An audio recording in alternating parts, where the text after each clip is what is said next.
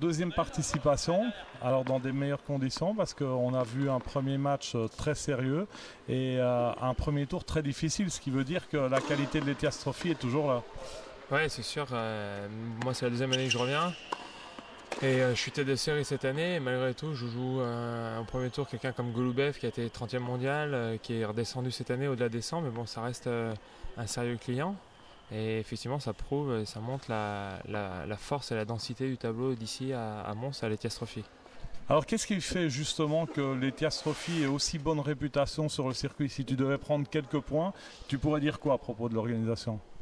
Je pense que c'est une organisation qui a rien à envier à certains tournois du circuit. On joue dans une belle salle, sur un court central pour un challenger qui est magnifique. Et ensuite, tout ce qui est mis autour pour les joueurs est vraiment bien. Tout ce qui est en termes de restauration, de place au Players Lounge pour le confort des joueurs, l'hôtel, tout ça. Donc on est vraiment très bien traité. Donc ça incite les joueurs à revenir. En plus, ils bénéficient d'une date exceptionnelle avec que des tournois en Asie pour le circuit majeur. Donc pour un challenger, c'est parfait. Une belle dotation. Et voilà, en plus des bons joueurs belges en ce moment. Donc il y a vraiment tout pour faire un très beau tournoi. Alors, parce que bon, c'est une interview un peu décalée, on sait qu'on se connaît depuis très très longtemps. C'est vrai que quand on regarde, on tape Google Julien Benotto, on voit bourreau des corps en Belgique depuis 96. C'est vrai ça? Bourreau. N'importe quoi. Non, c'est vrai ou pas? Oh non, c'est pas vrai du tout.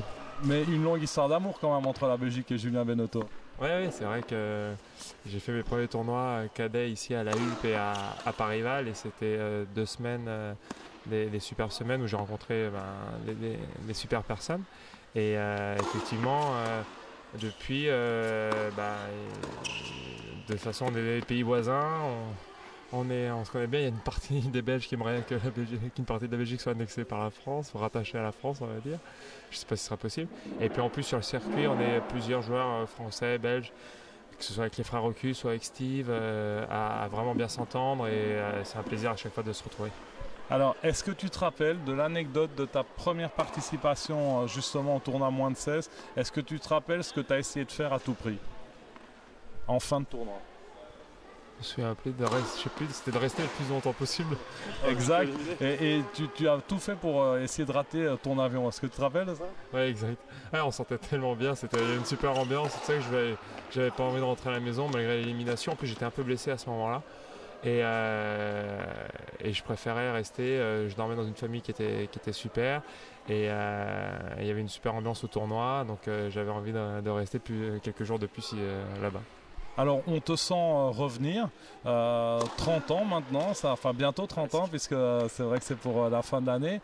30 ans c'est l'âge de raison parce que c'est vrai qu'on voit de plus en plus de joueurs sur le circuit ATP faire des très très bons résultats en étant trentenaire. On a vu Xavier Manis, à sa année de 30 ans, il a fait des super résultats. Et toi justement, quels sont les objectifs pour l'année 2012? Ouais, c'est de faire une belle année, une année pleine. Effectivement, j'ai été un petit peu embêté cette année, déçu de ma blessure de la fin de la saison dernière. Donc voilà, je me pose pas de questions en termes d'âge. Si le physique va, après le reste va bien. Mon tennis est vraiment en place, je joue vraiment de mieux en mieux. Donc ça c'est super important. Et comme je dis, si je reste fit et pas blessé, j'espère pouvoir faire de belles performances. Et en 2012, on a des grandes échéances. Il y a la Coupe Davis pour nous en France qui est importante. Essayer de gagner un tournoi sur circuit. Les Jeux Olympiques, mais même si c'est très dur de se qualifier parce qu'en France on a très très bons joueurs, beaucoup de très bons joueurs. Enfin, il y a beaucoup d'événements qui font que ça donne une grosse envie et une grosse détermination pour l'année 2012. Alors juste après, on va interviewer ton coach, mais justement, parlons un peu, qu'est-ce qu'un coach comme Loïc Courteau peut amener justement à un joueur trentenaire? Une expérience des grands rendez-vous qu'il a pu connaître dans sa carrière d'entraîneur. Puis on est toujours à la recherche on est toujours en train d'essayer de progresser, de ne pas oublier ce qui fait ma force et comment je suis quand je joue bien, quand je fais des gros matchs, etc. Donc toujours de travailler ces secteurs-là du jeu et de les renforcer. Donc Loïc m'apporte ça, et puis justement aussi sa vision un peu de mon jeu et du jeu en général pour être encore plus fort. Eh ben, merci beaucoup et puis bonne semaine à l'ETAS. Merci.